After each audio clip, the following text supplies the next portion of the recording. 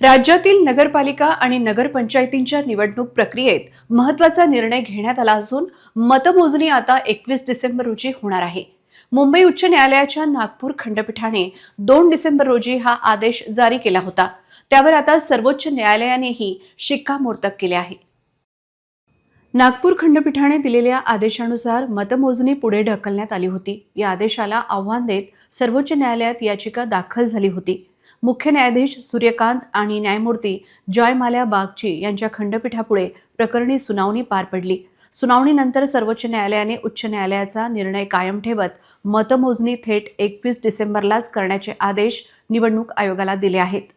त्यामुळे मतदारांचे लक्ष आता आगामी मतमोजणीकडे लागले असून अनेक शहरातील सत्ताधाऱ्यांविषयीची उत्सुकता वाढली आहे. न्यायालयाच्या या हस्तक्षेपामुळे निवडणूक प्रक्रियेतील अनिश्चितता काही काळ वाढल्याचे चित्र आहे.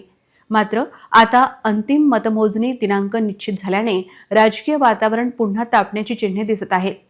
264 नगरपालिका व नगरपंचायतींसाठी 2 डिसेंबर रोजी मतदान पार पडले होते आणि 3 डिसेंबरला मतमोजणी होणार होती. मात्र निवडणूक कार्यक्रमात केलेल्या बदलामुळे परिस्थिती बदलली.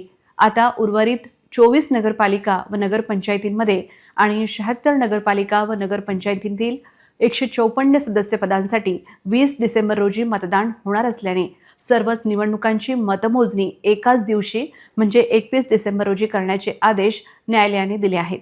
न्यायालयाने मतदानानंतर होणाऱ्या मतदानोत्तर चाचण्यांचे निकालही 20 डिसेंबर रोजी मतदान संपल्यानंतर पुढील अर्धा तास होईपर्यंत जाहीर करता येऊ नयेत असे स्पष्ट निर्देश निवडणूक आयोगाला दिले आहेत.